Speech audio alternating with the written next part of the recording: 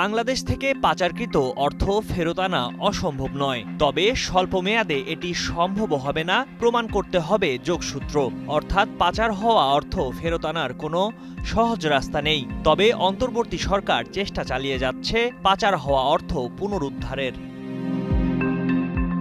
অন্তর্বর্তী সরকার প্রকাশিত শ্বেতপত্রে উল্লেখ করা হয়, পূর্ববর্তী শেখ হাসিনা সরকারের সময় ২৩৪ বিলিয়ন মার্কিন ডলার বিদেশে পাচার হয়েছে, যার বড় অংশ গেছে যুক্তরাজ্যে, যা পুনরুদ্ধারের চেষ্টা চালিয়ে যাচ্ছে অন্তর্বর্তী সরকার। তবে পাচার হওয়া অর্থ যুক্তরাজ্য থেকে ফেরত আনা সম্ভব হবে কিনা রয়েছে এমন আলোচনা। বাংলাদেশের অন্তর্বর্তী সরকারের প্রধান উপদেষ্টা অধ্যাপক ডক্টর মোহাম্মদ ইউনূসের যুক্তরাজ্য সফরও পাচারের অর্থ ফেরত আনতে গুরুত্ববহ হবে এমন আলোচনাও রয়েছে। যদিও অর্থনীতিবিদরা মনে করছেন এই সফর অর্থ ফেরত আনার প্রয়াসে গুরুত্বপূর্ণ হলেও স্বল্প মেয়াদে তা আদায় সম্ভব নয়। সরকারের পক্ষ থেকে বলা হয়, এই সফরে বাংলাদেশ থেকে যুক্তরাজ্যে পাচার হওয়া অর্থ ফেরত আনার বিষয়কে প্রাধান্য দেওয়া হবে। এজন্য ডক্টর ইউনূসের সঙ্গে রয়েছেন বাংলাদেশ ব্যাংকের governor doctor Ahsan H Mansur ও দুর্নীতি দমন কমিশনের চেয়ারম্যান ডক্টর আব্দুল মোমেনও।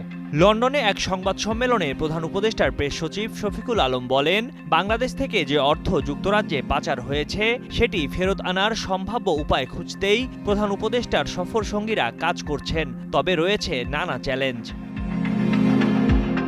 অর্থনীতিবিদ ডক্টর দেবপ্রিয় ভট্টাচার্য বলেন, পাচার হওয়া অর্থ ফেরত আনার সহজ কোনো রাস্তা নেই, কেননা যে অর্থ পাচার হয়ে যুক্তরাজ্যে বিনিয়োগ হয়েছে সেটির সঙ্গে পাচার করা অর্থের যোগসূত্র প্রমাণ করাই বড় চ্যালেঞ্জ। আবার সেখানকার আইনের সাথে পাচারকৃত অর্থের যোগসূত্রতা নির্ধারণ করা চ্যালেঞ্জের বলেও জানান তিনি। দুর্নীতি বিরোধী সংস্থা টিআইবির নির্বাহী পরিচালক ডক্টর ইফতেখারুজ্জামান বলেন, পাচার হওয়ার অর্থ অবৈধভাবে এসেছে এবং কোথায় লগ্নি হয়েছে তা আদালতে প্রমাণ করতে হবে।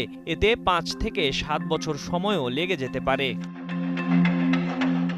সম্প্রতি বাংলাদেশ থেকে পাচারকৃত অর্থ ফিরিয়ে দিতে যুক্তরাজ্যকে আহ্বান জানিয়েছে transparency international Bangladesh TIB, transparency international UK এবং স্পটলাইট অন করাপশন। এদিকে ১১ই জুন লন্ডনে সফররত অন্তর্বর্তী সরকারের প্রধান উপদেষ্টা ডক্টর মোহাম্মদ ইউনূসের সঙ্গে সাক্ষাতে ব্রিটিশ বাণিজ্য মন্ত্রী ও বোর্ড অব ট্রেডের সভাপতি জনাথন রেনলস পাচার হওয়া অর্থ পুনরুদ্ধারে বাংলাদেশের অন্তর্বর্তীকালীন সরকারের উদ্যোগের প্রতি সমর্থন পুনর্ব্যক্ত করেছেন।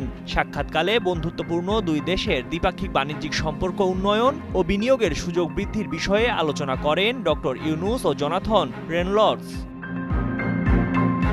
ময়ূখ ইসলাম, কালের কণ্ঠ।